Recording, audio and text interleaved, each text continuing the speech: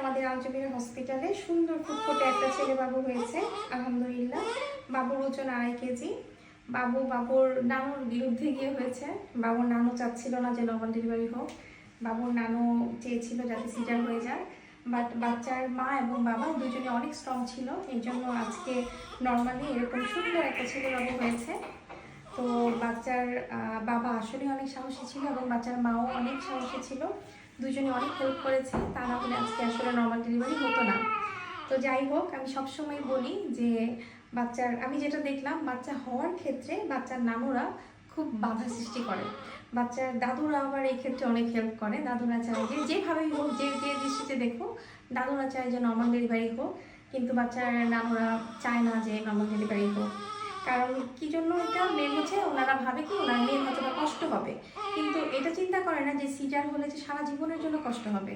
Normal delivery হলে কিন্তু কষ্ট হয়ে সেই কষ্টটা আবার শেষ হয়ে যাবে, আবার আগের মতো চলাফেরা করতে পারবে, সব কিছু করতে পারবে।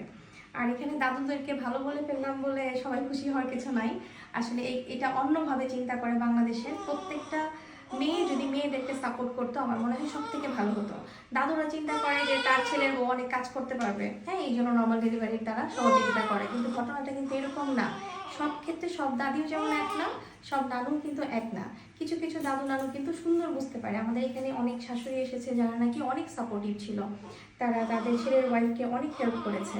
কিন্তু আমি অ্যাজ এ হোল যেটা দেখলাম, আর আলটিমেটলি বাচ্চার নানুরা এর বিরোধিতা করে বেশি। তার মেয়ের কষ্ট হয়, এই জন্য তারা না করে, যে তারা বলে যে সিজার করে ফেলো। তাদের যে বাচ্চা নর্মালি হয়েছে তাদের মনেই নাই। তো যাই হোক, যে যেখান থেকে না পারেন সেখান থেকে নর্মাল ডেলিভারির চেষ্টা করে যাবেন। আমাদের আঞ্জুবিরা হসপিটালের জন্য দোয়া করবেন। সবাই ভালো থাকবেন, সুস্থ থাকবেন। আল্লাহ হাফেজ, আসসালামু আলাইকুম।